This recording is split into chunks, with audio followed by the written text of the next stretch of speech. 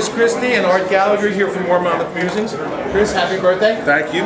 But you never had so many people wish you a happy birthday. No, I did not. No, definitely not. Definitely not. This is an unusual experience, but this whole campaign's been a bit unusual experience for me. So yeah, I bet it has. Very interesting. Yeah, and thank you for taking a few minutes with me. I'm sure that I appreciate it. I'm sure my readers will appreciate Good. it. Most of whom were obviously very supportive of your campaign. That's great. And you had an early birthday present last week. Despite all the onslaught of negative ads from the Corzine campaign throughout the summer, particularly in August, 2 polls came out showing you maintaining or widening your lead. And so, happy birthday. Thank you. Only 2 brief questions in that regard.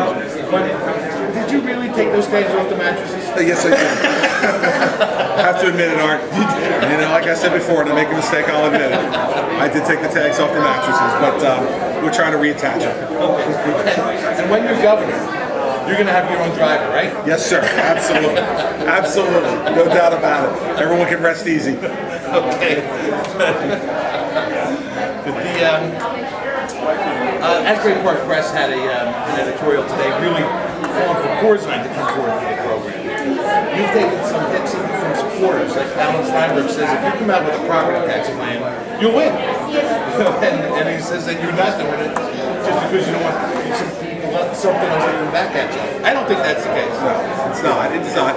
And Alan's wrong. The fact of the matter is we've talked about what we want to do about property taxes.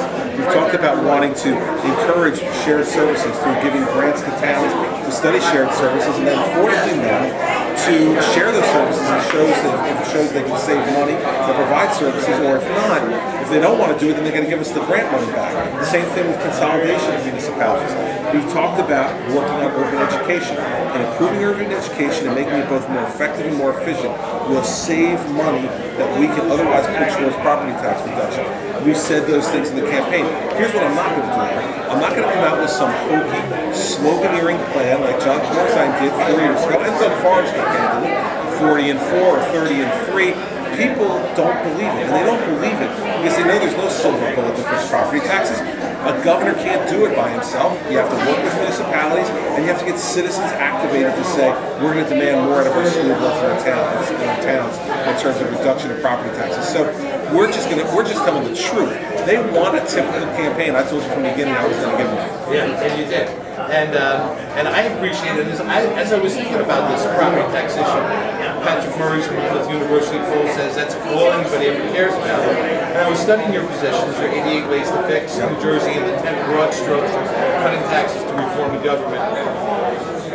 You can't fix property taxes until you fix all that stuff. That's exactly right. Yeah. It's all part and parcel to it. And so people want to have some slick packaged plan that you can then put out there, but it's going to sound phony because if you promise immediate results like that, it's going to be phony. What we need to do is get everybody working together on shared services, on consolidation issues. You have to get people working together on improving urban education, reducing the amount of money that we have to send there, so we can send that money to other municipalities in order to control property tax costs, and we have to have real caps on spending. All those things are part of it, but no one of them is the silver bullet that's going to fix this. But so you're not concerned that Corzine's tracker just outside told me that they're coming out with a slogan 80 and 8. And they another 4 years. I'm not worried about any of that. Definitely not. Definitely not. Okay. So it's going to happen. Governor Kane in the interview at a press conference that your campaign set up earlier this week really pointed to the difference philosophically between who you are and who Corzine is. Corzine is unabashed, progressive. He says so, and that really means more and bigger government. Yep. When you and I met in April, you said you were closer philosophically to Ronald Reagan than you were to Tom King. And during the primary, you came out pretty strong that philosophically you're a conservative. Yet, right after the primary, Charlie Steele from the Bergen Record declared you an unabashed moderate. And you used that line in a press release this week. So talk about your core values philosophically. How you're going to attack? I don't think I called myself an unabashed moderate. No, Charlie did. Yeah, and listen, everybody's going to put labels on you that they want to put on you based upon what they see. But I don't my principles have remained the same from the primary through the general. I've said we've got to significantly reduce spending, we have to cut income taxes across the board, we have to lower regulation. These are all things that we have to get done to improve the business climate in the state and to create jobs and to grow our economy. Those are the core principles that I believe in, along with law and order, improving urban education, revitalizing our cities, all things that are very important to us getting New Jersey back on the right track for the long term. And so I think those are all things that people like Ronald Reagan believed in, and one of the ways that he helped to build this country back after the disastrous years that we had with Jimmy Carter. Less than 2 months to go. Yeah. What can your supporters do to make sure? I mean, I just heard someone say before we sat down, there's no way that they're not going to win. 2 months out, that worries me. Well, listen, worries me too. And I think what the clear thing, the message I was giving to people today in Monmouth County is that they're going to be the ones who are going to win it for us. That their effort, calling neighbors, friends, relatives, getting on the phone and making sure people understand why this election is so important and getting them to the polls to vote.